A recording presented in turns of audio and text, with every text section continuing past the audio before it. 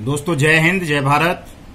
मैं मदन लाल आजाद, संयोजक संस्थापक ठगी पीड़ित जमाकर्ता परिवार और all India bike board taxi union. आज दिनांक 8 अप्रैल 2022 को आपके समक्ष प्रस्तुत हूं राजधानी दिल्ली से कुछ खास सूचनाएं, खास समाचार आप सबको बताने के लिए। दोस्तों, मैं आप सबसे अनुरोध करूंगा कि आप सब लोग जो भी मेरा वीडियो सुनते हैं वो सब साथी इस वीडियो को पहले पूरा सुन लिया करें, उसके बाद मुझे कॉल किया करें या व्हाट्सएप पर मैसेज डालकर कोई अपडेट लिया करें। करोड़ों लोग हैं, तमाम लोगों को व्हाट्सएप मैसेज के द्वारा पर्सनल फोन कॉल के द्वारा कोई अपडेट, कोई इन्फॉर्मेशन नहीं दी जा सकती। आप लोगों की जितनी भी क्वेरीज होती हैं, यानी कि जितने भी सवाल होते हैं, जो कुछ भी आप जानना चाहते हैं, उस सबका जवाब मेरे ज्यादातर वीडियो संदेश में होता है। इसलिए आप जो भी साथी, चाहे वो बाइक बोर्ड टैक्सी स्कैम से जुड़े हों, सहारा इंडिया के किसी स्कैम से जुड़े हों, आदर्श के किसी स्कैम से जुड़े हों, PACL के किसी स्कैम से जुड़े हों, Karma Bhoomi, Kalpataru, Radha Madhav corporation limited, Vishwamitra, Jeevan Samriddhi, Sai Prasad, Sai Prakash, Shri Ram, hello taxi, top ride, science city, future maker, catchy pixel, Hamara Vahan, हमारी सवारी, संजीवनी, नवजीवन, आपेश्वर, खेतेश्वर, किसान एग्रो और जितना भी agriculture allied, Shri Krishna group of companies या और दुनिया भर की हैं, ट्रिनिटी क्रेडिट कोऑपरेटिव सोसाइटीज वगैरह।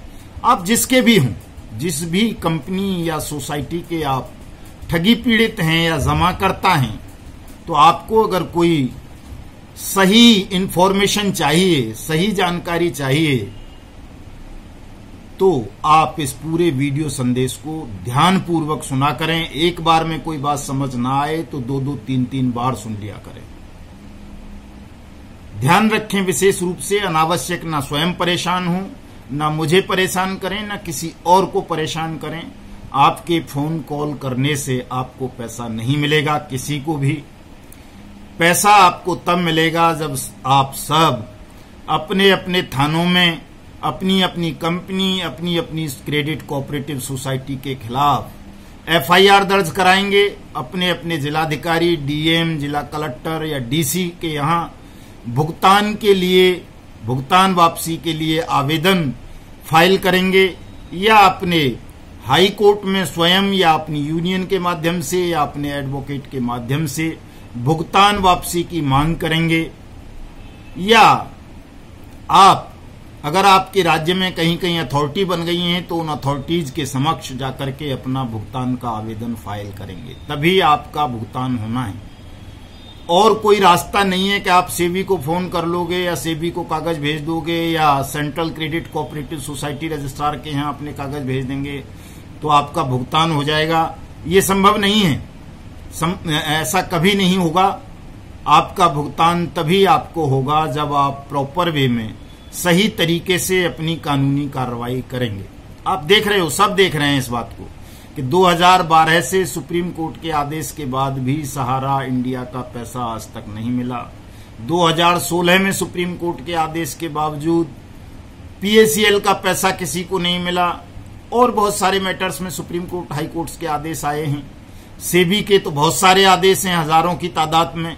Central credit cooperative society registrar 80 credit सोसाइटियों पे तो अभी पाबंदी लगा चुके हैं, कह चुके हैं कि पैसा दो, लेकिन पैसा नहीं मिल रहा। और ये प्रक्रिया लगातार 1986 से तो मैं देख रहा हूं चल रही है कि सुप्रीम कोर्ट और हाई कोर्ट के किसी भी आदेश को कहीं भी फॉलो नहीं किया जा रहा, किसी का भी पैसा नहीं दिया जा रहा। जो इक्का दुक्का लोगों का भुगतान हो जाता है वो तिकड़म की वजह से हो जाता है, या फिर करोड़ों ठगी पीड़ित जमाकर्ताओं को मूर्ख बनाने के लिए, उनको उलझाए रखने के लिए, कभी सेबी में, कभी कहीं 2-4 लोगों का भुगतान कर देते हैं, ताकि लोगों को उम्मीद बनी रहे, आशा बनी रहे, और वो इस उम्मीद में, आशा में कहीं अपनी अलग से कानूनी कार्रवाई ना करें, किसी यूनियन को ज्वाइन ना करें, और वो मर खप जाएं, या एजेंट और जमाकर्ता आपस में लड़ते रहे। दोस्तों, सेबी की जो रफ्तार है धन वापसी की, वो मैं आपको बता देना चाहता हूं कि वो इतनी सुस्त रफ्तार है कि आपकी आने वाली 10 पीढ़ियां भी सेबी से अपना भुगतान नहीं ले पाएंगी। इसलिए जो भी लोग, जो भी ठग कंपनी या क्रेडिट कोऑपरेटिव सोसाइटीज सेबी के साथ अपने विवादों का हवाला देकर आपको गुमराह करती हैं, उनके झांसों में बिल्कुल ना आए। आपको जो करना है वो काम मैं आपको आज बताने जा रहा हूं कि आपको करना क्या है। क्योंकि ये जो लिक्विडेटर अपॉइंट हुए हैं, चाहे वो आदर्श क्रेडिट में हुआ हो, चाहे नवजीवन में, चाहे संजीवन में, चाहे खेतेश्वर में, चाहे आपेश्वर में, चाहे समृद्ध जीवन में, चाहे विश्वामित्र में, चाहे साईं प्रसाद में, चाहे जो है वो दूसरी कई सारी कंपनीज में हुआ है, 40-45 क्रेडिट कोऑपरेटिव सोसाइटीज पर लिक्विडेटर बैठे हुए हैं और काफी पिछले दिन 2018 से किसी पर 2016 से बैठा हुआ है, लेकिन आज तक किसी का भुगतान नहीं हुआ। तो इसलिए ये लिक्विडेटर और सेबी का जो झांसा है, जो सरकार ने आपके हाथ में एक लॉलीपॉप थमा दिया है, उससे थोड़ा सा बच के चलें आप साथी, और वो काम करें जो मैं आज आपको बताने जा रहा हूं। दोस्तों, पार्लियामेंट का बजट सेशन चल रहा था, आज तक चलना था, लेकिन उसको कल ही स्थगित कर दिया गया। और पूरे सेशन में, पिछले सेशन में भी, इसमें भी, या 2019 जुलाई के बाद जितने भी सेशन हुए हैं, ये कहा जा सकता है किसी में भी अनियमित जमा योजनाएं पाबंदी कानून 2019 को लागू करने की मांग किसी भी सांसद ने नहीं उठाई, चाहे वो राज्यसभा का सांसद हो, चाहे लोकसभा का सांसद हो, चाहे वो लोकसभा का अध्यक्ष ओम बिरला हो, चाहे वो सरकार से जुड़े हुए लोग हों, सरकार से संबंधित सांसद मिनिस्टर हों, चाहे वो विपक्ष के सांसद या विधायक हों, कोई भी अनियमित जमा योजनाएं पाबंदी कानून 2019 पर पिछले 3 साल से मुंह नहीं खोल पाया है। क्यों नहीं खोल पाया है? चूंकि उनको खतरा है, सभी को, चाहे वो पक्ष के हों चाहे विपक्ष के हों, उन सबको खतरा है कि यदि अनियमित जमा योजनाएं पाबंदी कानून 2019 का क्रियान्वयन हुआ, ये लागू हुआ, इस कानून के तहत मुकदमे दर्ज हुए, इस कानून के तहत जिला स्तर पर अथॉरिटी गठित कर दी गई, तो एक तो देश के तमाम 20 करोड़ ठगी पीड़ित जमाकर्ताओं का भुगतान करना पड़ेगा, सरकारों को करना पड़ेगा। दूसरे, जो सरकार में और विपक्ष में बैठे हुए बेईमान लोग हैं, ठग हैं, जिनके खिलाफ मुकदमे दर्ज हैं, कभी किसी क्रेडिट कोऑपरेटिव सोसाइटी घोटाले में, कभी किसी कंपनी घोटाले में, कभी किसी दूसरे उसमें, वो सब के सब जेलों में जाएंगे और वो कंगले हो जाएंगे, उनकी प्रॉपर्टीज को सीज कर दिया जाएगा, नीलाम कर दिया जाएगा, और वो पैसा मैं ब्याज के, मैं जुर्माने के ठगी पीड़ित और जमाकर्ताओं में जिला स्तर पर बांट दिया जाएगा। ये इस कानून के अनिवार्य प्रोविजन हैं। इसलिए इस कानून को लागू करने के लिए, क्रियान्वित करने के लिए, आपका भुगतान करने के लिए कोई भी सांसद, कोई भी विधायक आवाज नहीं उठाता। 3 साल से ये देखा जा रहा है। 21 फरवरी 2019 से देश में अनियमित जमा योजनाएं पाबंदी कानून 2019 लागू है, और ये कानून ये कहता है कि प्रत्येक ठगी पीड़ित जमाकर्ता का पैसा, चाहे वो किसी कंपनी की ठगी का शिकार बना है, चाहे किसी क्रेडिट कोऑपरेटिव सोसाइटी की ठगी का शिकार बना है, चाहे किसी फर्म की ठगी का शिकार बना है, चाहे किसी कॉरपोरेशन की ठगी का शिकार बना है, चाहे किसी फाइनेंसर की ठगी का शिकार बना है, या किसी बैंक की ठगी का शिकार बना है, या किसी क्रेडिट कार्ड एजेंसी की ठगी का शिकार बना है, तो उसका पैसा 180 कार्य दिवस के अंदर अंदर जिला स्तर पर गठित सक्षम प्राधिकरण को, जो सरकारी प्राधिकरण होगा, चाहे वो डीएम की निगरानी में हो, चाहे कमिश्नर की में, चाहे डीसी की में, चाहे एसडीएम की में, चाहे एडीएम की में, उसको वापस करना होगा। ये इतना बेहतरीन कानून, इतने बेहतरीन प्रावधान अगर 2019 21 फरवरी से लेकर के आज तक लागू नहीं किए गए हैं, तो इसकी गंभीरता को आप तमाम लोग समझिए। इस पर अमल करवाने के लिए आप सब लोग आंदोलनरत हैं। दोस्तों, मैं आपको बताना चाहता हूं कि आप जिन तरीकों से लड़ रहे हैं, और आप लड़ कहां रहे हैं, आपको सच तो यह है कि लड़वाया जा रहा है। एजेंट जमाकर्ता से मुंह छुपा रहा है, जमाकर्ता लठ लेकर के एजेंटों के पीछे पड़ा हुआ है कि एजेंटों को पकड़ लिया जाए, पीट दिया जाए और इनसे अपना पैसा वसूल किया जाए। चूंकि हमारा पैसा एजेंटों के मार्फत कंपनीज या सोसाइटीज में जमा हुआ और इनकी वजह से हमारी मेहनत की रकम डूब गई। तो ये जो झगड़ा है आपका एजेंट का और जमाकर्ता का, इसको सबसे पहले आपको निपटाना पड़ेगा। और इसका दोस्तों एक ही तरीका है कि आपके पास सही सूचनाएं हों, आप सत्य का सामना करें, अपने जमाकर्ता साथियों को सत्य बता दें कि आप उनका पैसा नहीं दे पाओगे अपनी पॉकेट से। उनका पैसा तभी मिलेगा जब वो सब भी आपके साथ मिलकर कानूनी कार्रवाई करेंगे, आंदोलन करेंगे। अगर जमाकर्ता अपनी कानूनी कार्रवाई नहीं करेगा, आंदोलन में सम्मिलित नहीं होगा, तो किसी का पैसा मिलना असंभव है दोस्तों। आपको ये करना पड़ेगा और ये आप तभी कर सकते हैं जब आप निर्भय हो जाएं, निर्भीक हो जाएं। और निर्भय और निर्भीक होने का एक ही मार्ग है कि आप सत्य के मार्ग पर चलें, न्याय के मार्ग पर चलें, कानून के मार्ग पर चलें। तो आप उन जमाकर्ताओं का भी मुकाबला कर सकते हो जो लाठी लेकर आपके पीछे पड़े हुए हैं, आपको पीटना चाहते हैं, आपसे जबरदस्ती पैसा अपना वसूल कर लेना चाहते हैं, जो उनका पैसा कंपनीज या सोसाइटीज ने ठगा है।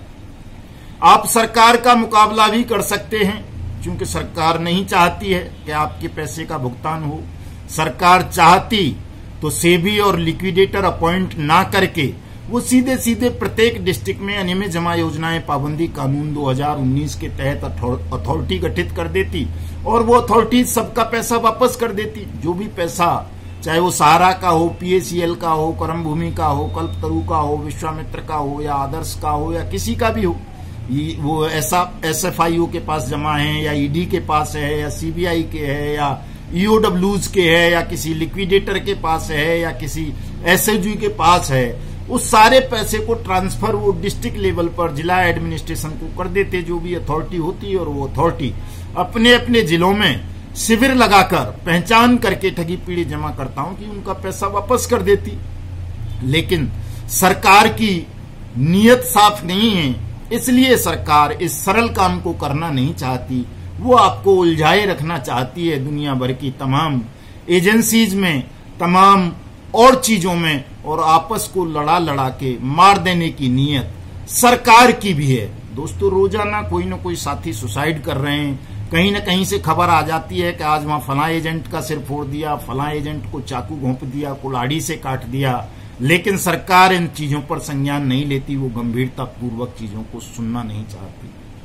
दोस्तों, मैं आपको बता देना चाहता हूं, और जो मैं बता रहा हूं वो 101% सत्य है, अकाट्य सत्य है। उसको कोई काट नहीं पाएगा, उसके अलावा कोई मार्ग भी नहीं है। जो ये ठग और ठगों के एजेंट और दलाल आपको झांसा देते हैं कि कोई भी सोसाइटी रेगुलेट हो जाएगी, कोई भी कंपनी रेगुलेट हो जाएगी, जो बंद हो चुकी है वो चालू हो जाएगी, या सेबी से कंपनी को पैसा वापस मिल जाएगा, या ईडी से वापस मिल जाएगा, तो कंपनी या सोसाइटी आपका पैसा वापस कर देगी, ये असंभव है। ऐसा कभी नहीं होगा, क्योंकि ये गैर कानूनी है।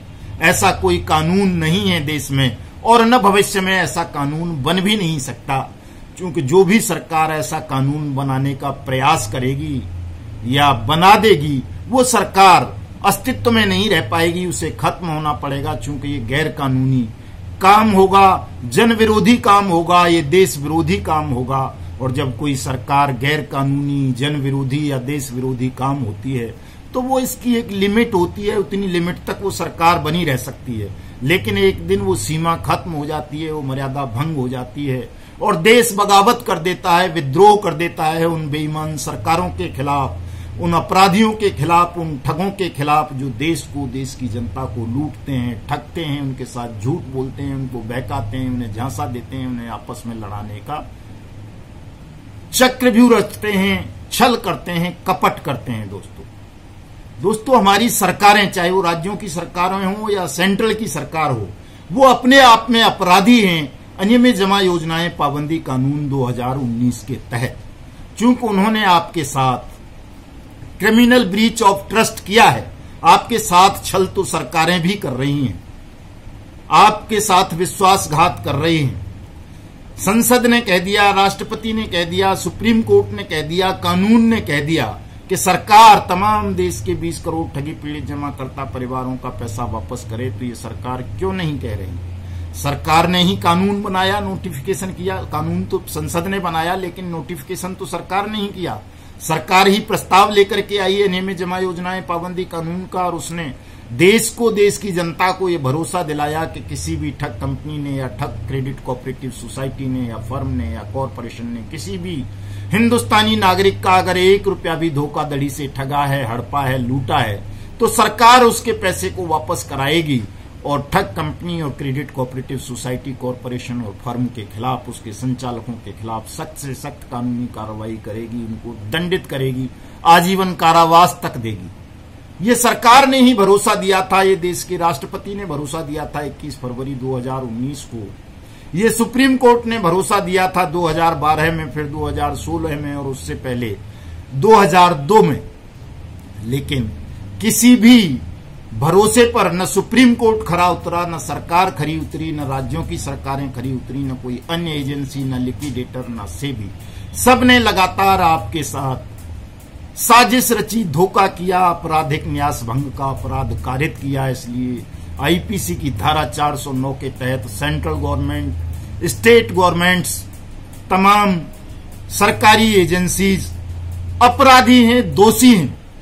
इसलिए दोस्तों, मेरा आप सबसे अनुरोध है कि यदि आप चाहते हैं कि आपकी मेहनत की कमाई आपको वापस मिले, तो आपस में एकता बनाइए, जमाकर्ता और एजेंट। चूंकि जो एजेंट और एडवाइजर सीना चौड़ा करके खुला घूम रहे हैं, ठगों को ताकत दे रहे हैं, जो कहते हैं साहब मैं तो अभिकर्ता था, एडवाइजर था आदर्श क्रेडिट कोऑपरेटिव सोसाइटी में या विश्वामित्र में या समृद्ध जीवन में या नवजीवन में या संजीवनी में या सहारा क्रेडिट में या जो है सहारा मल्टीपर्पज में या सहारियन में या यूनिवर्सल में। क्रेडिट कोऑपरेटिव सोसाइटी एक्ट में ऐसा कोई नियम नहीं है कि कोई किसी क्रेडिट कोऑपरेटिव सोसाइटी का, multi state credit cooperative society का एजेंट हो सकता है या एडवाइजर हो सकता है। वहां केवल जमाकर्ता हो सकता है, मेंबर हो सकता है। वहां कोई एजेंट नहीं हो सकता, वहां कोई एडवाइजर नहीं हो सकता। इसलिए अपने सीने को फुलाओ मत, अपने सीने को कंट्रोल में रखो, झूठ को कंट्रोल में रखो, सत्य के मार्ग पर आओ। आप सब केवल और केवल जमाकर्ता हैं, कोई इन्वेस्टर नहीं है, कोई शेयर होल्डर नहीं है। आप केवल ठगी पीड़ित हैं और जमा करता हैं। और ये बहुत अच्छी तरह से अनियमित जमा योजनाएं पाबंदी कानून में हमारी संसद ने, हमारी सरकार ने, हमारे राष्ट्रपति ने डिफाइन किया है। और इस कानून को लागू करवाने के लिए हम सुप्रीम कोर्ट चले गए हैं। अप्रैल के अंदर ही ये लिस्ट हो जाएगा मामला, बहुत जल्दी 2-4 दिन में सूचना आपको सबको मिल जाएगी। और हम सुप्रीम कोर्ट से जो मांग की है आपने, मैं पहले भी आपको बता चुका हूं, पुनः वही सब मांगे हैं कि आपका सबका जल्दी से जल्दी भुगतान हो। सुप्रीम कोर्ट इनकेस 1% इसको नहीं सुनेगा, खारिज कर देगा, तो आपको निराश होने की आवश्यकता नहीं है। आपके पास सत्याग्रह आंदोलन का हथियार है, वो लोकतांत्रिक अधिकार है, वो मौलिक अधिकार है, फंडामेंटल राइट है। आपको आंदोलन करने से कोई रोक नहीं सकता। और जब आप तमाम लोग एकजुट होकर आंदोलन करोगे, एक मार्ग के लिए, एक कानून को लागू करवाने के लिए, अपने भुगतान के लिए सही मार्ग से आंदोलन करोगे, तो इस सरकार को, चाहे कितनी भी शक्तिशाली है, चाहे इसके 542 सांसद क्यों न होते, तो भी इसे झुकना पड़ेगा, नतमस्तक होना पड़ेगा, आपके पैरों की धूल को अपने मस्तक पर लगाना पड़ेगा और आपका पैसा इस सरकार को वापस करना पड़ेगा। लेकिन इसके लिए आपको एकजुट होना पड़ेगा, सत्य के मार्ग पर चलना पड़ेगा। जो आपके बीच में ठग बैठे हुए हैं, स्वयं को एजेंट कहता है, कोई एडवाइजर कहता है, कोई किसी सोसाइटी को रेगुलेट कराने की बात करता है, कोई किसी कंपनी को रेगुलेट कराने की बात करता है, कोई सेबी से सहारा को या पीएसीएल को पैसे दिलाने की बात करता है। इन ठगों को बहिष्कृत कर दो, इनके किसी झांसे में मत आओ। आप तमाम लोग एकजुट हों, ठगी पीड़ित जमाकर्ता परिवार आप सबके भुगतान के लिए, आपको न्याय दिलाने के लिए, आपको सम्मान दिलाने के लिए, आपका पुनर्वास कराने के लिए आपकी लड़ाई लड़ रहा है। कोई भी जो निर्दोष एजेंट साथी हैं उनको घबराने की आवश्यकता नहीं है, बिल्कुल भी। उनको बहकाते हैं लोग कि यार अनियमित जमा योजनाएं पाबंदी कानून 2019 के तहत तो एजेंट भी अपराधी है। बिल्कुल है।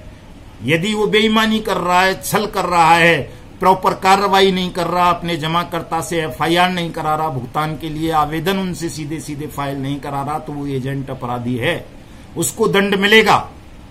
यदि कोई एजेंट अपने जमाकर्ता के साथ धोखाधड़ी नहीं कर रहा, उसका पैसा वापस कराने के लिए उसको सही सूचनाएं दे रहा है, उसकी प्रॉपर कानूनी कार्रवाई करवा रहा है, तो वो अपराधी नहीं है।